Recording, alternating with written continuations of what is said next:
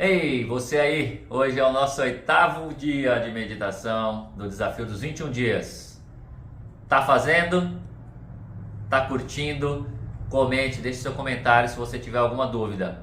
Esse é o nosso canal Yoga Jaki Sid. Comece sentando na posição mais confortável que você encontrar. Pernas cruzadas ou, se não, sentado numa cadeira ou numa poltrona. Coluna ereta, coração tranquilo e mente quieta. Comece fazendo respirações profundas e vai aquietando o corpo. Vai trazendo atenção para a respiração quando inspira, abdômen para fora, quando expira, abdômen para dentro. Vai trazendo a mente para o momento presente, tomando consciência desse instante, se preparando para o seu exercício de meditação. Coloque o seu cronômetro de 5 minutos e dê o start nele. Vamos juntar as técnicas anteriores hoje.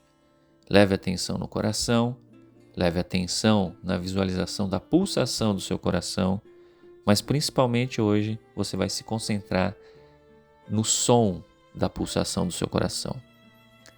Tente levar toda a atenção ao ponto de você ouvir o som do seu coração pulsando. Se for preciso, coloque um som com esse intuito para que você se concentre melhor. Concentre-se no som do seu coração. Tente ouvi-lo batendo.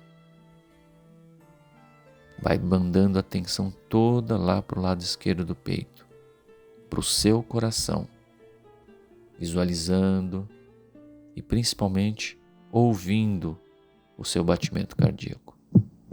Concentre-se nele. Concentre-se.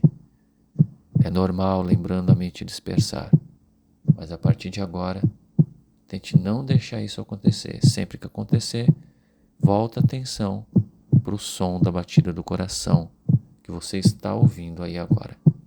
Concentre-se nela, até que seu cronômetro dê o final do exercício. Concentre-se. Concentre-se.